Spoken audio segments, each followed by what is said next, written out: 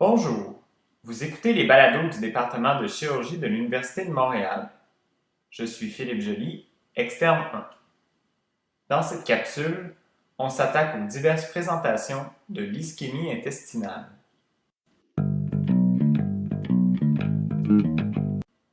Un petit survol de la vascularisation de l'intestin s'impose avant de rentrer dans le vif du sujet.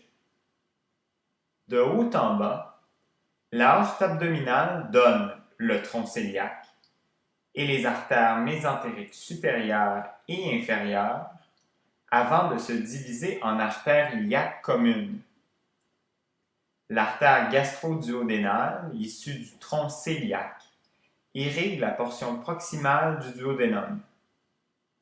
L'artère mésentérique supérieure irrigue la presque totalité du grêle jusqu'aux 2/3 proximaux du côlon transverse.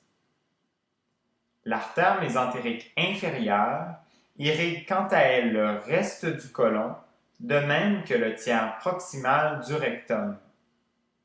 Les 2/3 distaux du rectum sont irrigués par des branches de l'iliaque interne, soit les artères rectales moyennes et inférieures.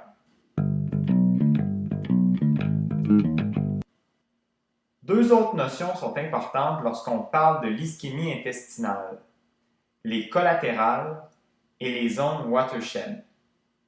Premièrement, il existe des communications entre les principaux troncs artériels qui irriguent l'intestin et qui permettent une circulation collatérale en cas d'obstruction.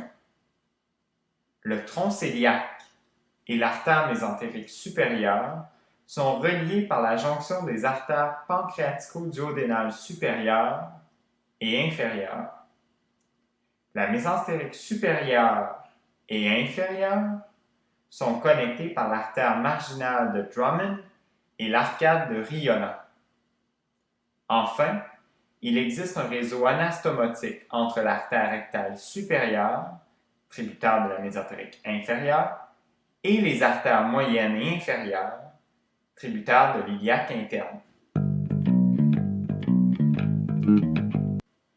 Deuxièmement, les zones watershed sont particulièrement importantes à connaître. Il s'agit de l'angle splénique et de la jonction recto-sigmoïdienne. Ce sont des régions du côlon irriguées de part et d'autre par les branches terminales de deux troncs artériels. Ces zones watershed sont donc très vulnérables en situation de bas débit, telles que rencontrées chez un patient en choc. Le drainage veineux des intestins se fait quant à lui par le système porte, avant de rejoindre la circulation systémique. L'ischémie intestinale est divisée en trois entités: l'ischémie mésentérique aiguë, l'ischémie mésentérique chronique et l'ischémie colique.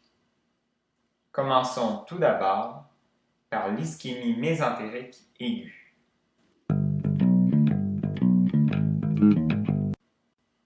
L'ischémie mésentérique correspond à une baisse de la perfusion de l'intestin moyen, le fameux midgut, qui inclut le grêle et le côlon proximal.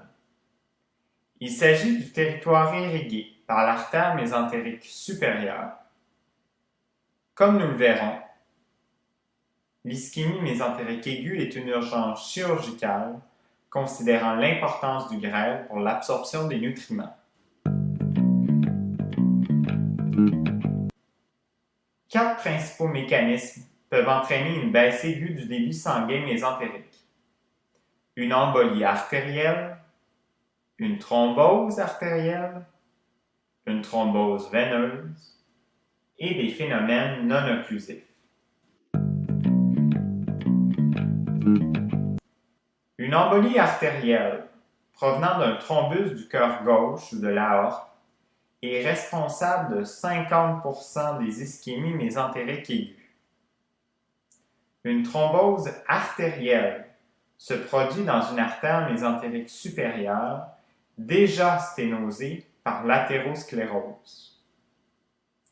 Une thrombose de la veine mésentérique supérieure est une cause rare d'ischémie mésentérique aiguë et est souvent associée aux états d'hypercoagulabilité ou au cancer. Enfin, il peut s'agir de phénomènes non occlusifs associés à l'hypotension systémique, comme chez le patient en choc sévère qui présente une vasoconstriction planchnique pour mobiliser le sang vers ses organes nobles. Les principaux facteurs de risque d'ischémie intestinale sont d'ordre cardiovasculaire, comme les arythmies et la maladie artérielle périphérique, et iatrogènes, comme les chirurgies aortiques et l'hémodialyse. Les thrombophilies héréditaires ou acquises et l'hypovolémie sont d'autres facteurs de risque reconnus. Peu importe le mécanisme, l'ischémie et l'hypoxie qui résultent de la baisse de perfusion entraînent des lésions tissulaires qui peuvent évoluer en 6 heures vers la nécrose transmurale du tube digestif et la perforation. Il faut donc agir vite. Il faut garder à l'esprit que ces problèmes sont difficiles à diagnostiquer et qu'une identification précoce est essentielle. Voyons à présent comment se présente l'ischémie aiguë.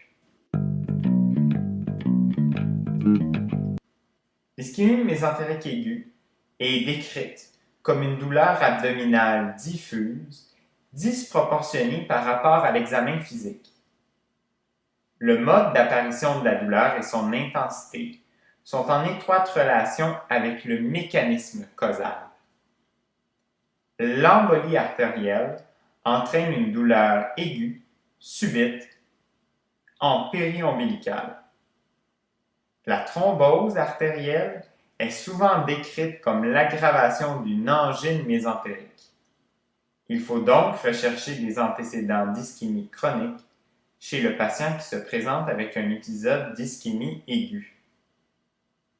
À l'opposé, la thrombose veineuse produit une douleur d'installation beaucoup plus lente.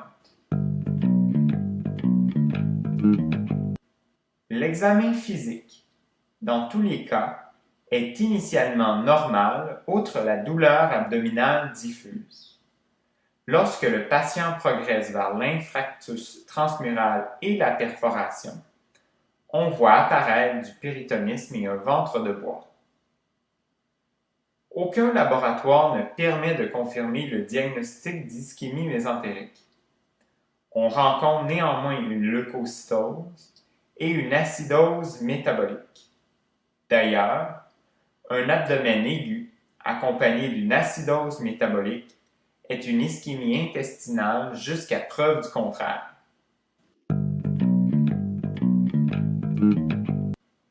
Enfin, l'élévation des lactates est peu utile et constitue un marqueur tardif d'une ischémie déjà sévère. Pour poser le diagnostic, l'angiographie par CT scan ou angioscan s'avère la modalité d'imagerie préconisée. Les patients avec des signes de péritonite ou un indice de suspicion clinique très élevé pourront bénéficier d'emblée d'une laparotomie exploratrice. La prise en charge initiale d'un cas aigu vise à stabiliser le patient en attente des investigations subséquentes. On l'hydrate et on corrige ses anomalies électrolytiques.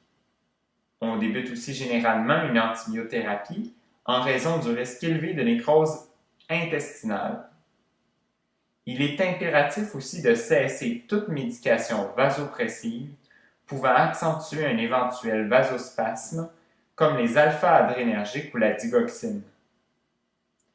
La suite des interventions vise à restaurer la perfusion intestinale et dépend de la cause de l'ischémie. Les causes emboliques sont traitées par embolectomie. Les thromboses artérielles requièrent une revascularisation par pontage. Les thromboses veineuses répondent souvent à l'anticoagulation. Enfin, l'ischémie non occlusive doit être renversée par une augmentation du débit splanchnique.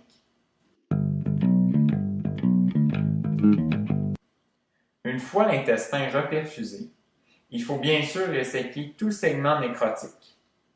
Dans plusieurs cas, on n'effectue pas d'anastomose primaire pour permettre une seconde laparotomie 12 à 24 heures plus tard afin d'éliminer tout segment mal revascularisé. L'ischémie mésentérique aiguë est associée à une forte morbidité et mortalité. Le taux de mortalité est d'environ 60%. De plus, une résection importante du grêle entraîne un syndrome de l'intestin court, caractérisé par une hypersécrétion gastrique, de la diarrhée et une malabsorption de nutriments. D'autre part, l'ischémie peut aussi résulter d'un processus chronique comme l'athérosclérose et se présente alors par de l'angine mésentérique dès lors que 2 des 3 troncs artériels sont touchés. L'ischémie mésentérique chronique, souvent associée à l'athérosclérose, se manifeste donc par de l'angine mésentérique. Tout comme son pendant cardiaque, il s'agit d'une douleur déclenchée par l'effort. Les patients présentent donc une douleur périombilicale ou épigastrique, débutant de 30 à 120 minutes postprandiales, d'intensité proportionnelle à la taille des repas. Le patient peut présenter de la diarrhée ou une perte de poids. Un angioscan est essentiel si on soupçonne une angine mésentérique chronique avec pose de stent et pontage au besoin. Disons maintenant quelques mots sur l'ischémie colique. À l'instar du grêle, le côlon peut être le siège de pathologies ischémiques. Par ailleurs, les états de bas débit, comme le choc et l'athérosclérose, sont les mécanismes les plus fréquents d'ischémie colique. On se rappelle que les zones watershed sont particulièrement susceptibles aux baisses de perfusion splanchnique. La colite ischémique se présente par une douleur abdominale crampiforme, d'installation rapide, accompagnée d'une diarrhée sanglante et de rectorragie. La douleur est fréquemment localisée du côté gauche. L'examen abdominal révèle une sensibilité localisée. Comme on l'a vu, l'acidose métabolique chez le patient avec douleur abdominale aiguë est fortement subjectif d'une colite ischémique. Le CT scan avec contraste intraveineux est la modalité initiale d'imagerie, mais s'avère souvent non spécifique. On procède donc à une colonoscopie pour confirmer le diagnostic de colite ischémique. Une exploration chirurgicale est parfois envisagée si un doute persiste. Heureusement, la majorité des patients avec colite ischémique ne requièrent qu'un traitement de support, incluant une hydratation et une analgésie. On observe habituellement une résolution spontanée en quelques jours. Chez les cas sévères, on peut toutefois observer la formation de sténose ou d'une colite ischémique chronique.